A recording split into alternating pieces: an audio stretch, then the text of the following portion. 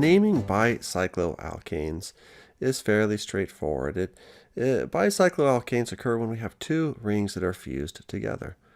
So what we're going to do first is we're going to count the total number of carbons in the bicyclic ring and determine the name of the alkane with that same number of carbons.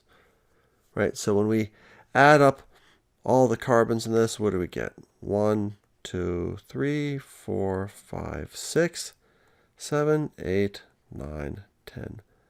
So that's decane. Okay? And then what we want to do is find the two bridgehead carbons. Those are going to be the carbons that have 3 bridges attached. So look, this carbon right here is a bridgehead, and this carbon right here is a bridgehead. All right, so in other words, we're connected here, and then on this side, right around, and then on this side, all around. Right? Now, once we've identified those bridgeheads, we're going to count the number of carbons in each bridge. So again, let's highlight those positions. So there's your bridgehead, and there's another one. And what I like to do here is do this. Let's circle the sides. So look, this is one side of our bridged system. Right? Here is the other side. And then the other bridge is this one, and it seems like doesn't seem like a bridge because there's no carbons there, but it's still a bridge. So there could be a carbon between them. Okay, and then what we're going to do is we're going to count the number of carbons in those areas that I've circled. So there's 4 carbons there, right? 1, 2, 3, 4, and there's 4 on the other side too, right? They're symmetrical. And then in the middle, there's none. Now we are going to arrange those numbers from largest to smallest, put brackets around them. So 4, and then we're going to put a little dot. 4, another little dot, and a 0 right there.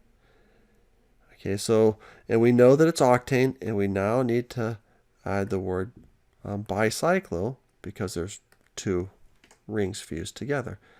So then putting this together, the name of this compound would be bicyclo,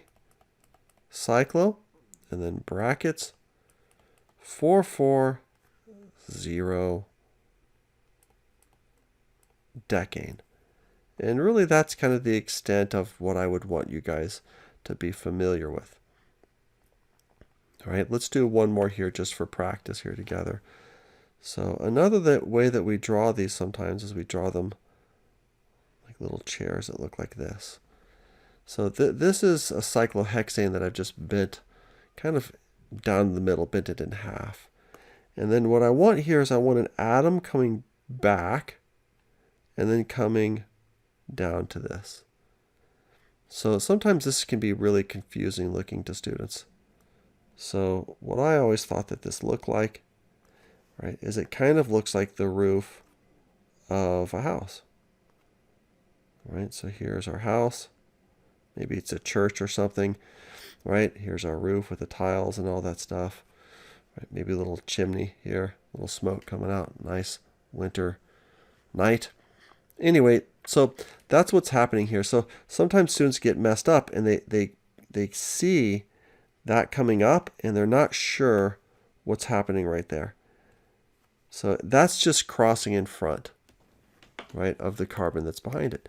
So let's name it bridgehead here and a bridgehead right there. So we have this side, we have this side, and we have that guy. So there's 2 carbons, there's 1 carbon, and there's 2 here. That has a total of 7 carbons overall, by the way, so it's a hept. So this is going to be a bicyclo, right, because we have to have that part. Numerically a 2, 2, 1, and then there's 7 carbons, so that's heptane. That's not too bad, right? Fairly straightforward.